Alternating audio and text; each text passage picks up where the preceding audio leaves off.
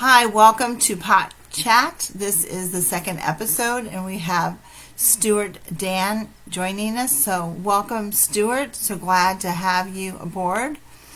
And thank you for agreeing to do this on such a short notice. I really appreciate it. So, Stuart, I'm going to introduce you a little bit more. Stuart is actually one of the POP administrators, newly added to our POP family. We're very happy to have him, and thank you so much, Stuart, for agreeing to become a part of our POP family. So a little bit on Stuart, his bio. He actually prefers to be called Stu Dann, and I see Jill is in the background waiting as well. Stu Dann, and he was born in 1965. Oh, you're breaking up. Oh, I'm sorry. He lives in, he was born in 1965, and he lives in the beautiful city of Plymouth in the United Kingdom. He became widowed in 2017, and he used to pick up the drink in order to kind of emotionally quench his sorrows. Can't Yeah? hear you. Can't hear you. Can't hear anything you say. You can't hear anything?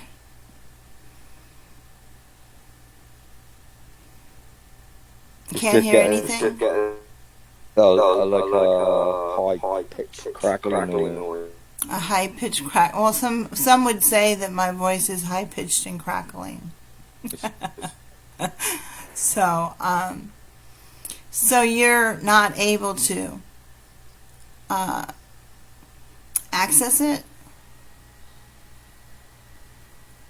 You're not able to, are you going to a different part of your house or home? Right, all the time, so I can't hear. Okay, you tell me whether or not you can hear me. Only sometimes.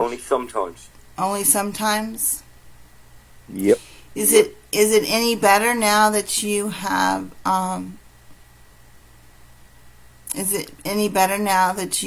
actually? Can you hear better? I think what it is a signal here. Intermittent. It's breaking up. If you stick out your tongue and raise your hand in the air, I think the reception is better. Really? Don't think so. Okay. I was introducing you, talking about your bio, that you live in Plymouth in the UK, and that you're widowed. Sorry.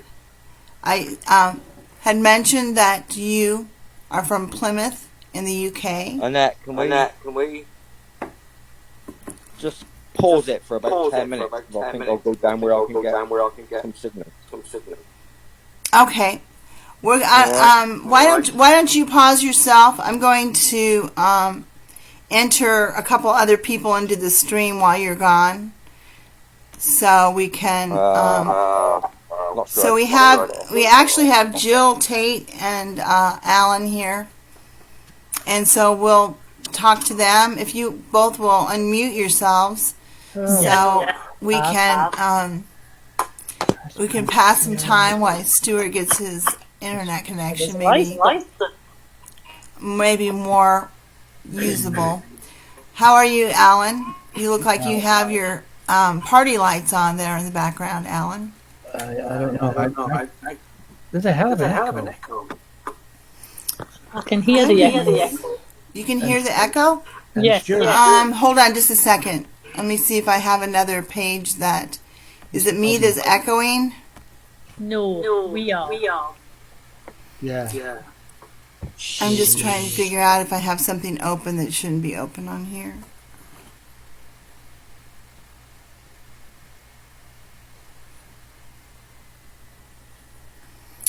Still echoing? One, two, three. Yes. We are echoing. You are echoing. Yeah. Not sure why that is. Alan, you're the technical person. What?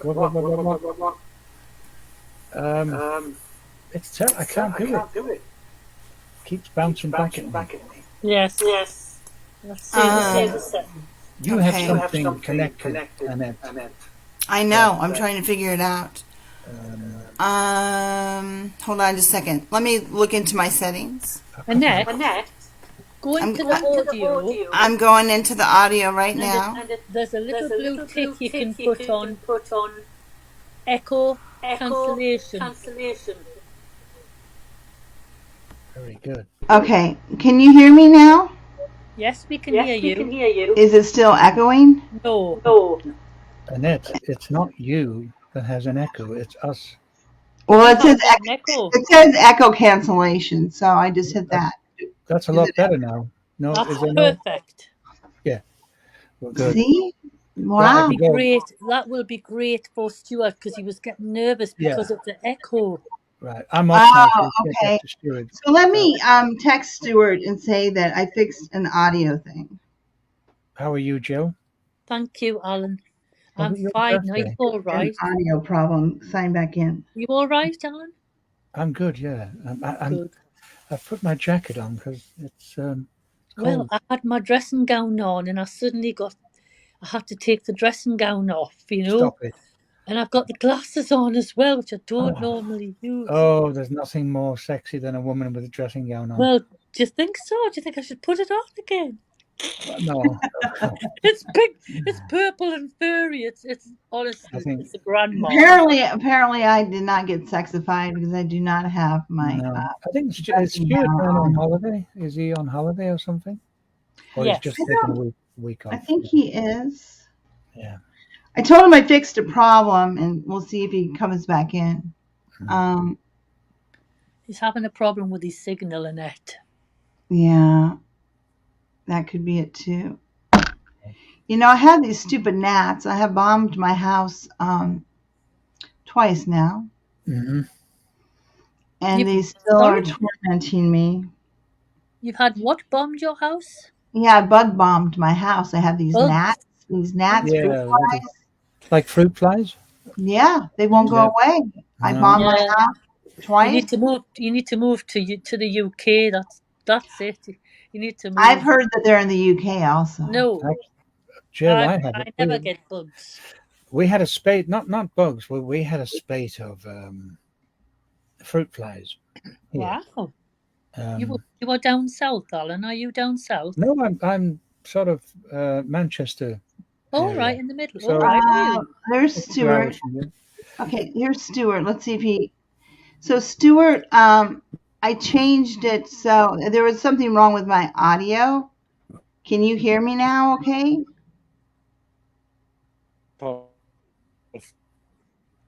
Find somewhere where there's at least some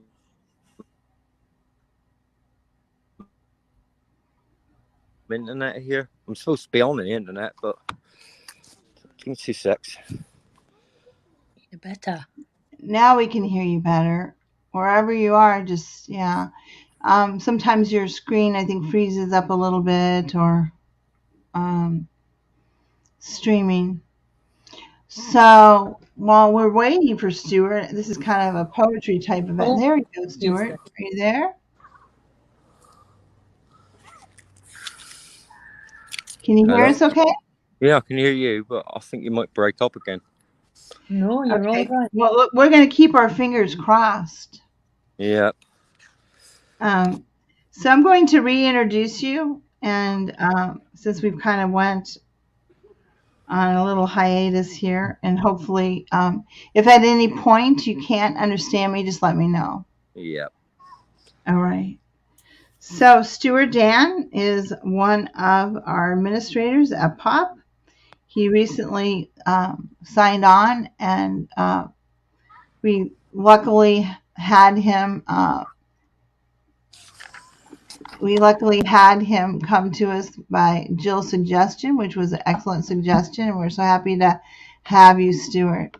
Thank you. So I'm trying to change the. This is all very foreign to me. Group layout. All right. So Stuart is from the UK, and Stuart lives. I just lost your whole bio there, Stuart. No Stuart worries. was widowed in 2017, and as a result of that, um, instead of drinking his sorrows, he started writing it. So he has become rather prolific, I believe, Stuart, in your writing. He They started say so. he started posting poems on the advice of a friend about May of 2001, No, and then 2020, excuse me, Stuart. 2021. Oh, thank you for that. My dyslexic mind switched it over to 2001, 2021, and he soon found out that poetry could help him release his own emotions. So he's been sober since then, and most of what he writes is a reflection of his life, and it has become a coping skill for him. So that is a great coping skill. I just got done doing a stint with people in a drug and alcohol rehab, and I very much encourage them to take on something like writing to help them and, put their energies and so forth into that versus, Definitely. partaking. Um, so, Stuart, is there anything else about us that you'd like the poetry world to know About you lot? No, not about really. you? About you? About me? No, not really. Um, I'm happy again now. I've got a girlfriend. Obviously, she's American, just down the road from you. She Yes. was due to come over, but sadly her father passed, so that was postponed. So I expect now I'll see her after Christmas because obviously you've got New Year's, which she'll want with her family because it'll be her first without her mum and dad, and then again Christmas. So apart from that, yeah, I'm pretty good. Good. So yes, she does. I think she lives in West Virginia, Yes, she does. which is very close to me. So, does your girlfriend write as well? No, no, she's very Christian, but she's not a writer.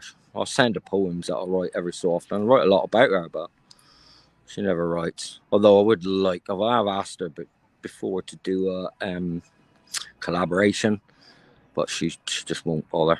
Nope, don't Yeah. want none of it. So, is there something that really inspires you to write? Um, I think what inspires me now is the fact that I know I'm helping people apart from myself. As I say, when I first started, I did post a poem in May. I've only been writing 16 months, I guess. But my messenger started to light up, people thanking me. And now, once I stop drinking, I just write mostly for them, if you know what I mean, because I know it helps them. All So that's what right. really inspires me. It's the fact that I know I'm helping other people, even though you don't actually know who you're helping out there. You know what I mean? Yeah. You know, Yeah. people will message me and say I've read it, or you'll see the comments, but out of them comments, you could have another 200 people that have read it that you're not even going to know. Right. Right. So Um. So, how would you describe your style of writing, Stuart? anything, I can write about anything, I think. Um, I'm learning, always learning. So I don't use complicated words because I think if you write a poem, even 5 stanzas long, it's hard for someone to understand if you put a big word in the first stanza that no one understands. Like I read a lot of poetry that you guys put with long words and I don't understand them. And by the time I get down to the end of it, I'm still trying to work out what that word means. Yeah. Keep it plain and simple. I prefer to rhyme, although that can be hard at times, quite daunting because you run out of rhymes. There's certain words that are really hard to rhyme. And that's pretty basically what I do. So you said, yeah, I think what you said and you touched on a bit was is something I've always preached, and that's the beauty of simplicity, and that you don't have to use, big words, of course, to write. And I think it's more alluring to those when we write with simplicity. It takes, a good word artist and wordsmith to, choreograph those words emote people with, very simplistic words. So, and I think you definitely do that. Your poetry is remarkable. Speaking of which, would you like to share one with us right now? Yeah, I can do. I've got one. Well, I did rush a bit to write down because I didn't have much time, because a certain Jill kept messaging me, wishing me luck. Well, I'll read a really short one to start off with. It's basically, this poem is about a child that was my wife's, that her husband, just before I did, he murdered him, which is really sad. Obviously, marrying, he was only 18 months, and marrying her, I would have basically brought him up as my own. And it's called Sweet Child. You were a child, unbeknown to me, a precious life for all to see. Beauty abound, your future ahead, you sit with angels now instead. Sorrow here, though so much love, rest in peace with God above. Some lives are destined from the start, not forgotten, always in our heart. And that's what I wrote for. He was called John. Her husband came home from a dart match one night and basically shook him to death. So Yeah, that's very sad, very tragic, and definitely, means for us to utilize our poetry when we're trying to, you know, write about such things and express our feelings. So, have you, before you became a poet, had you really read much poetry? never Never. read any. When I was away at school, done the usual. You read things like Lord of the Flies, of Men and Mice, that type of stuff, but no poetry. I left school, went into the Merchant Navy for a few years, then married Tina, basically working on buildings, bits and pieces. So I never really had time to read. Right. But and to be fair, even now, poetry that I read now is mostly what I read in pop, because you haven't got time to do. Like, I'm a member of a lot of groups, and when I'm busy on pop, I find that I'm less likely to read from a different group, because there's so many that are being published or want posting. And as an admin, obviously we go in and check them. I find I read a lot more, and there So is a lot. how did you even get introduced into the poetry community on Facebook? How did that occur? A friend of mine, we were basically having a drink, and I read. We were just talking generally, and I said, "Oh yeah," I said, "I write a bit of poetry when I get a bit upset." So he wanted me to read one. I read it, and he said, "That was really, really good. You should find somewhere to post that." And I said, "Well, I don't know where." He said, "Well, have a look on Facebook," and I looked on Facebook and put in poetry groups, and a group come up. So I joined, and that's where I posted my very first poem. Although now I can't tell you exactly what poem it was. And that was, as I say, May, and I've not looked back since, really. But I find Right. now I'm doing a lot of writing for a lot of other people. I've wrote several eulogies. People send me a lot of pictures because I can write, because picture prompts are my favourite. Jill will tell you that. So I do a lot of picture prompts, and hopefully I'll continue to do that. So do you find that that has feedback that you get from the poetry community has been important to you and sustaining you to continue Definitely. to write? Yeah, definitely. Well, Alan did a poem of mine. It was called The Mirror, which is obviously about when you're depressed and down and you're going to step over a line that you don't really want to cross. And that was a really good process that he'd done with that. And I had 3 people messaging me within probably 3 weeks of that going out. saying that I'd helped them, help one husband, help the son, and also help the daughter because they'd listened to that while they were down. So, and that's what really inspires me, because if 3 people have said that to me through Messenger, you know, bless her, that there was the woman asked me if it was me that wrote it, so I said yeah, and that's only 3. You know, it could be 20, it could be 30, but if you just help one person, as I say now, there's a guy called Steve Lynham, and I've been posting quite a bit about abuse, which I obviously went through as a kid. My sisters went through as a kid, but we're actually going to get an A to Z poem book, and each poem's going to be about abuse. We've got 13 each to do for a book, and I'm hoping that will also like inspire people and put the word out and about. We'll try and get it all, you know, if you can save one person or you can make one person change their mind, then as a poet, that's your job done, to me.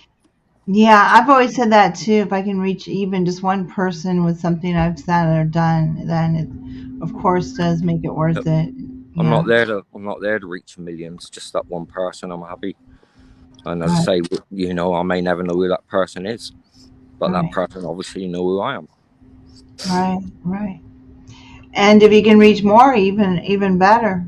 So, but yes, even one life is important. I mean, my poetry, to be fair, when I first started, it was very limited. People, comments were very limited, but now, you know, it does take off, and I get comments from everywhere, which is always pleasing. Yeah. Well, I think that once you kind of build your reputation and gain your audience, then very often you have people who are drawn into your poetry. So, how long does it typically take you to write a poem? Usually, I don't take longer than an hour. Some I can write in 10 minutes. I never actually title them unless I'm given a specific title. But it doesn't matter whether it's a picture prompt or just words that come into my head. I won't ever title it until I get to the end of it. And usually it's the last stanza that, if you look at my work, you'll find that somewhere within that last stanza will probably have part of the title in it. Do you know about how many poems you've written to date? In 16 months, I've written 589, I think it is. Wow, that's remarkable. That's wonderful. So it sounds like you write about daily then. Yeah, well, I try to write daily. My work has gone. I was writing 3 a day, but not posting that many. But my work myself has gone down, as I say, because, you know, someone will send me a picture prompt and they'll say, "Oh, can you write about this for me, or can you write about that for me?" Which I do, and I get that quite a lot. So I don't necessarily write as much for myself as I'd like to. Who would you say your biggest cheerleader is regarding your poetic? My biggest cheerleader, it's got to be Jill. Has to be Jill. So she's always there for me. Bless her. Yeah. And to be fair, and if it wasn't for Jill being persistent, I wouldn't be an admin. You know, I wouldn't have been a moderator. If it wasn't for Jill persisting right at the very beginning when I put a certain picture up, and if it wasn't for her fighting my side, then I wouldn't be in pop at all. So I do owe a great deal to Jill and of course Alan, because I'll write a poem, but Alan just brings it alive. Absolutely brings it alive, and people can read a poem and it's all right, it's good, but when they see the production of it, then it's just amazing. And it's not just mine, it's everybody's. So they're probably my top 2 that I think I love the most, really. Well, we thank Jill for giving us the gift of you, as well as your gifts that you give to us as well, because you're an important part of POP, not only as a member, and I'm not but saying as that a member. Huh? And I'm not saying that just because Jill's there. I know you're not. You know, I do love a lot. lot of love to But Jill. Jill is a good soul. She She certainly really is. is. Yeah, she certainly is. And much love amongst us all. So, and Alan does bring our work to life. So Definitely. um, he certainly makes me look good as well. So even No, stuff that maybe you're a good not. poet. You're a good poetess anyway. You're out there. So Yeah. there are a lot of people who like poets and poetess. Alan or Jill, if either one of you want to ask Stuart a question. Stuart, you've got Where, me crying. whereabouts Oh, are you, Stuart? Are you down? You on holiday for a week? yeah, I'm actually at Exmouth, a place called Sandy Bay. Yes. And it's an odd one for me because today actually was mine and my wife's wedding anniversary. And we've not been to this holiday camp or holiday since she's passed. So it really is an odd one. And I've got my daughter-in-law, my granddaughter's birthday on the 4th. Then it would be my wife's birthday on the 7th. And my daughter's again on the 11th. So to come away in a place where we used to come every year and for her not to be here is really hard. It's hard for me. And to be fair, today I've spent a day down the beach or a day just away from everybody. Yeah. Nice. Good. So it's But kind having of a said that, This it's is kind of a very bitter. emotional. Sorry. sorry. It's very emotional. Yeah, I've been today. Yeah. I've been today. But having said that, though, it's not all doom and gloom. No. Because as I said, it's weird and as funny and ironic as it is, if Melissa had been here down because she was due to come here down with us, I'd had everything planned for her. You know, I'd had like the beach, sandy beach, the fire, the moonlight. Hopefully, well, it's clear night. You know, fish and chips and a riding ring. So you know, so it's not like. And I asked the children about it whether it would be appropriate for me to ask her down here, and they said no. Of course it would. You know what I mean? They love it a bit. So it's been a bit of a roller coaster, but as I say, today's nearly over, so I'll be better tomorrow. Yeah. It will Um, happen, Stuart. One day it'll all happen for you. You'll see. Yeah. Definitely. And so Jill, I'm just nice. curious for Sorry. you British people, which I'm surrounded by them right now. Maybe the only American here. So in the U.S., when we have fish and chips, we very often have a malt vinegar that we put on it. Do y'all put malt vinegar on your fish and Yeah, Sure chips? yeah, do. Yes, yeah. we Yeah. have Salt and vinegar, yeah. Fish and chips is not fish and chips without salt and vinegar, and sadly, because of my drinking and my liver, I can no longer have salt, which is an absolute nightmare when you have fish and chips, because there's no point having fish and chips without the salt, I which I agree. can no longer have. Yeah, I can certainly understand and appreciate that. So, how do you feel it is best as a poetry community that we can encourage other poets and their poetic journey? So I can start beginning at that because I think Rita's Rita's in the How, pop one, and my phone keeps dinging. So okay, I miss yours. Hang on, let's try that. so how do you feel that we as poets can encourage others who are new to the poetry community in their journey in the poetry world? How can we Help, encourage them? help. Not so much reach out to them. There was as I say, we spoke about this the other night in pop. There was a guy from Nigeria who wanted me to mentor him, and I'm not really what I call someone that's been out there, because he wanted to write like me. So it's just let them read, make it simple for them, and just help them, encourage them. If they, there's a lot of people that may receive an inbox and think, you know what, no, I'm not having it. But some people, you do need to just reach out a little bit and help them. I think the more you can promote it, I mean, to be fair, pop is fantastic. There is another group that's got some 40,000 members in it, but I'm not sure which one that is. But pop's an awful big group, and I think if we can encourage more people into that, then they're going to read more poetry. And I think you can, in a way, I think you need to write to learn rather than read to learn, if you know what I mean. And you can write one poem and 100 people will see it differently. They won't see it the same as you, and no one will see it the same as each other. I think with other poets, that's exactly the same. So someone new into the game, just encouragement, I would say.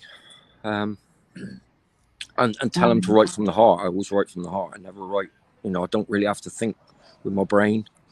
The words are there once I start, usually first 2 or 3 lines, and that's it. And it just writes itself.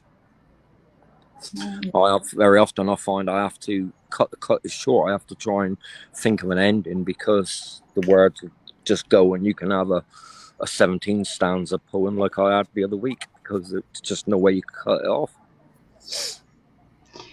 So if you could describe Stu Dan, how would you describe yourself as a person? As a person? Yeah. Well, modest, definitely. So yeah, I'll give my shirt to anybody. I don't think I have any enemies, and I've always said that in life.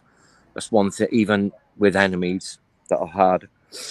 And if I get again, I will build bridges because I don't want enemies. And I think I'm just your all-round good guy, and that's how I want to remain. Right. I think you're right as well. And I think that it is certainly not hidden within your words. So it certainly is there. What size shirt do you take? Your next size? Now, probably about a 54 chest. But... Okay. If you've got any blue ones, you could send. You just said you'd give your shirt. I mean, no, I've got blue check ones. Yeah, I've got blue ones. I've got pink ones. I wear a lot. Can of pink. you? Oh, pink. Yeah. Great. Yeah, I wear a lot of pink. Right, I'll mute myself. Sorry, Joan. No, don't mute yourself. Alan, send him pink. He needs to get into his feminine side. So I do. Pink shoes. Good for him. Pink shoes, white trousers, pink shirt. So wow. What I usually got on. What size shoes do you take? 9. Oh, just a little bit too. I'm a 10. Oh, well.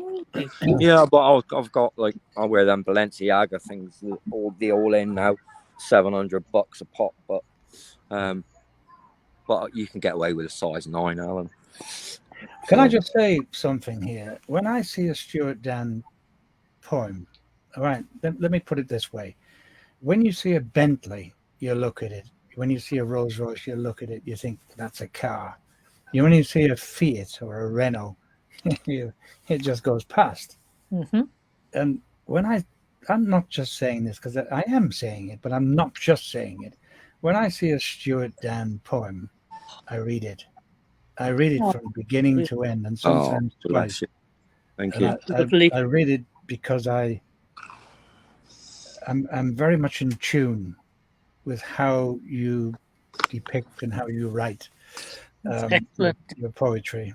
And I also see it from a narration point of view, because I'm quite selfish in that way. So trying to move location so it's a bit lighter. Yeah, that's okay. But no, that's how I see things. There are lots of poets. We all read poetry. We all read other people's poetry. But some people stand out. There are some poets, the minute I see their face or their poet, I go and make a cup of tea. That's what he does when he reads my poetry. No, he doesn't. No, he doesn't. No, I normally turn the computer off when I see your poem. Wow. But Stuart, you're really sincerely, you are on here, and Jill has been an amazing lady for you. I know that myself. Move on, fam. Thank you. Jill's a steadfast friend. She is. She is, yes. Um, Recognise talent. and the thing is, definitely you have that. Stuart, you have to get past those 4 lines, as you said, and the poem will write itself. yeah. I never tire of seeing your poetry Well, thank you.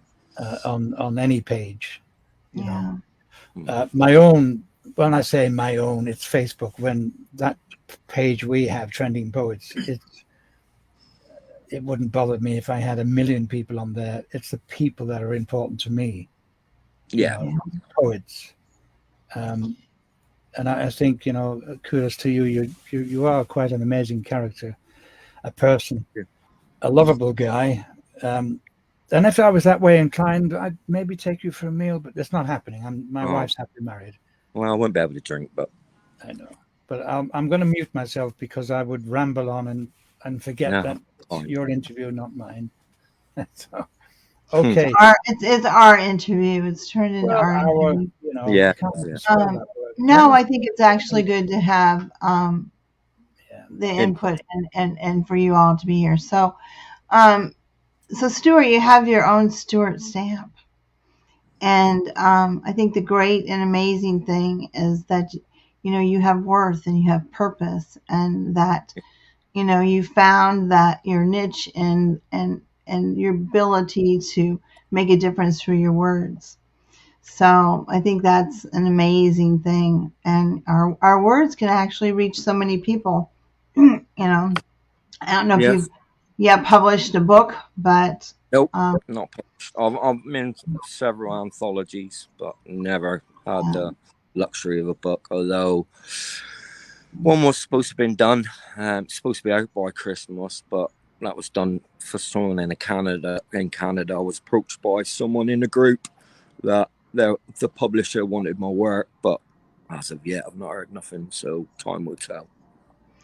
Well, that will be happening. We'll make that happen somehow. Lovely, thank you. So, is there anyone with? How's your family feel about your work?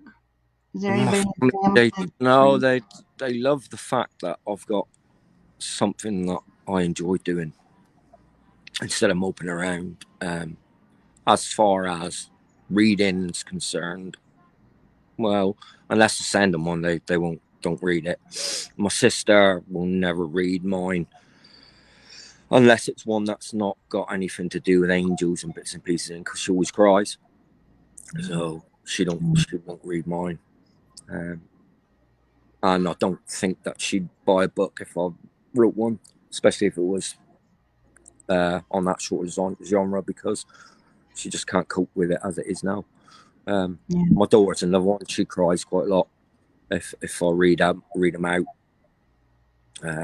Occasionally, obviously, for some reason they're not in the groups, but they pick them up, and I'll get a message saying I'm crying. And I'll say, why are you crying? Because I've just read your poem to do with this, that, and the other. So, but they just say they like the fact that I'm writing, and I'm enjoying it. So, very good. Will you grace us with another one of your poems, please? Do you have something? Do you have something on angels? I happen to like angels, but no, I didn't, because I didn't really get time to do them.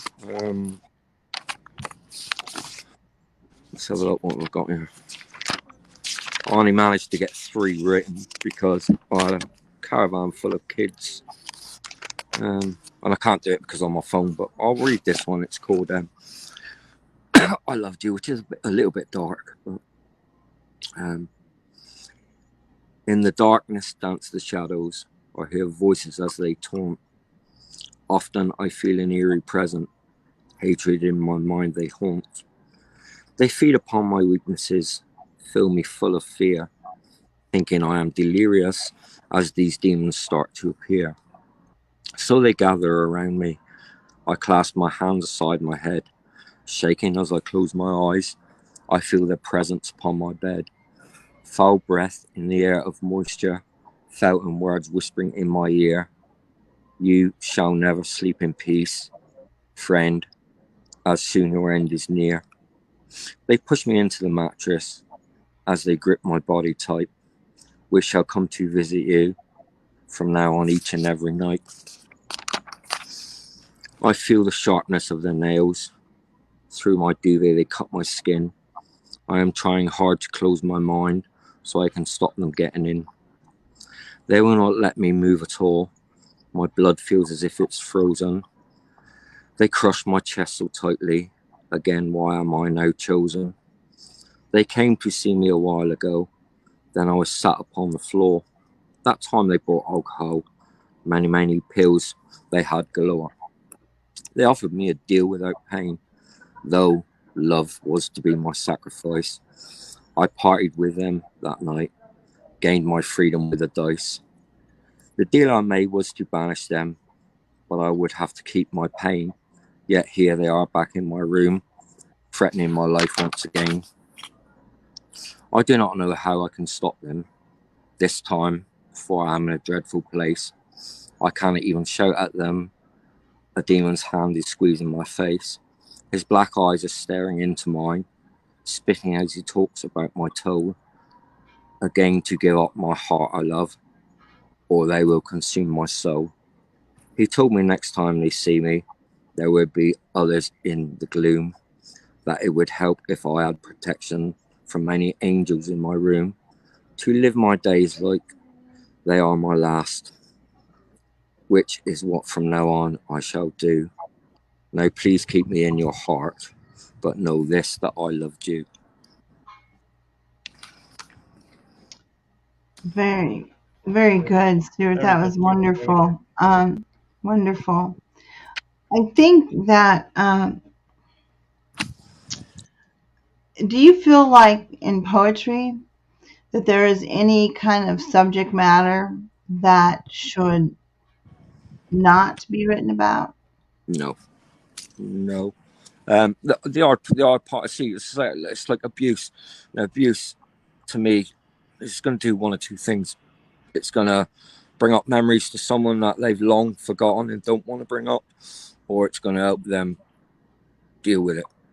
Yeah. But the only, I don't know, I can't see poets about politicians. Somehow that doesn't work for me. But I think most subjects should really be. Although I agree with like our rules, if you like, it's all right having a poem, but when it's full of swear words and cuss words and language, then that doesn't become a poem to me. But with Right. that, I'd say that's probably my only restrictions. All I right. think things should be, but there are obviously poems you can write that we get a lot in pop. You can read it and they're not using people, but they're using trees, and you know exactly what they're pointing at, which is again something that you've got to monitor. You know what it means, you know where it's going. Yeah.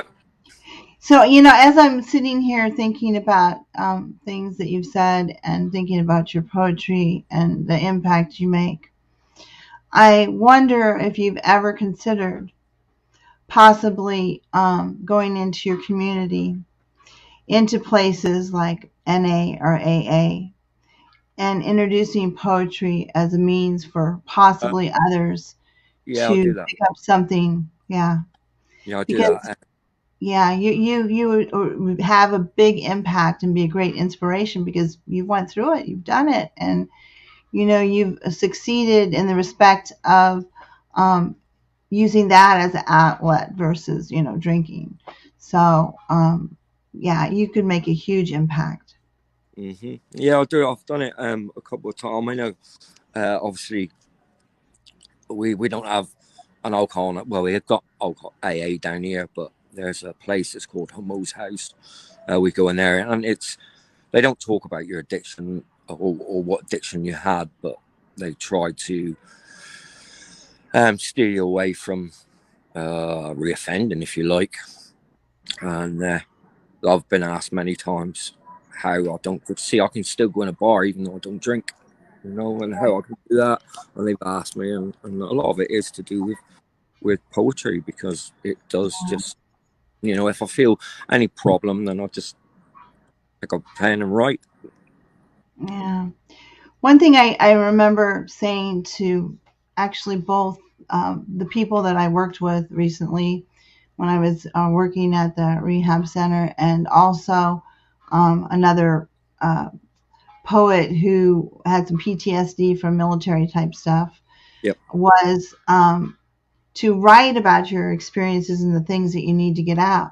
But as important as that is just as important to write outside that box. You know Yeah. what I mean? Yeah. To write about other things and not keep yourself so intertwined within that you're able to. I do try that very often, but very often I can have that in my head, and then somewhere in that poem, it sort of diverts towards that way. And I don't know if that's because I naturally do it, or it's just the way I write. I Yeah. have written poems, obviously, that are nice and don't mention none of it, but a lot of them, they start off and they're all fine, and all of a sudden they just go into this deep, dark area. Yeah. And sometimes I try to avoid it, but I just can't. Yeah. I mean, I too write about things that are dark sometimes. And not always just about me, but obviously it comes from somewhere. But so if you do you feel like there is a difference when you read poetry in a feminine versus the masculine voice? Is there a difference in the way a woman writes versus the way a man writes? No, I don't think so. Women can write dark, as can men. The genres. There are lots of genres difference. Several people write about fairies, which is to me more a feminine side of things, if you like. But I wouldn't differentiate from either. Yeah. Can I ask a question, Jill? Do you mind? I don't know if you can hear me. Can you hear me? Yeah. Sorry, is Um, it for me? No.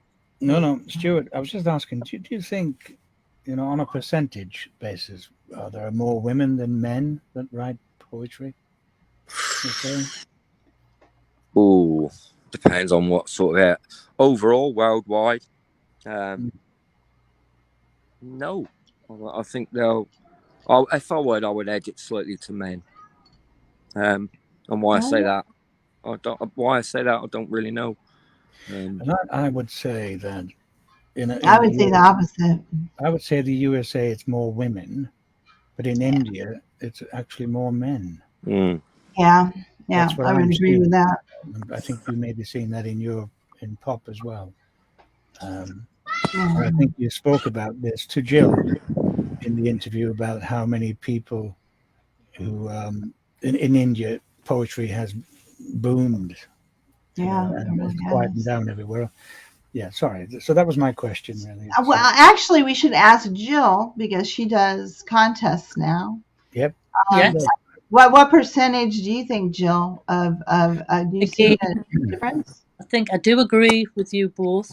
India, men, but I would say the UK probably women probably have the edge there.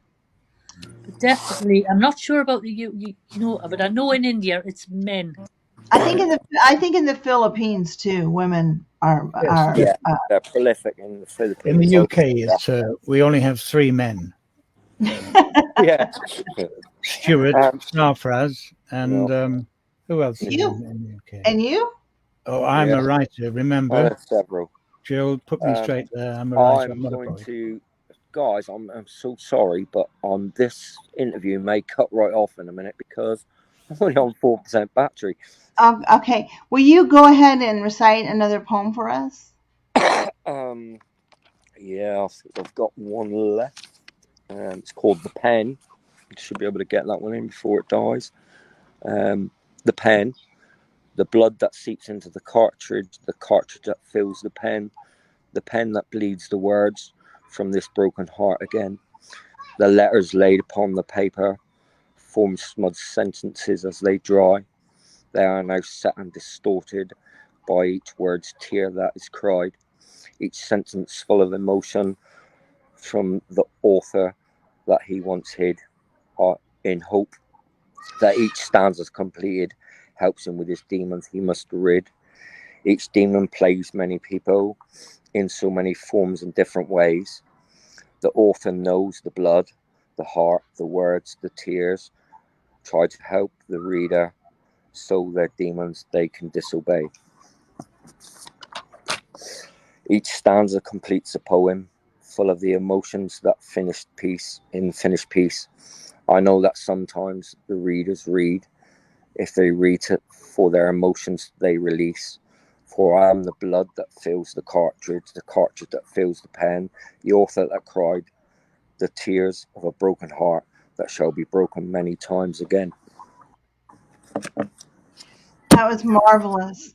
And before your phone dies, I just want to say that thank you for coming into Thank the you poetry. for having me. Thank you for coming into the poetry world and for giving us the gift of you and your words. Thank you very So much. we very much honor you and thank you for I'm all just the sorry my wonderful battery's things dying that because you I write. can talk all night. Thank you, Stuart. Lovely. Thank you very much, guys. Bye, Stuart. Bye, Stuart. Bye. Bye. Now I get out of this.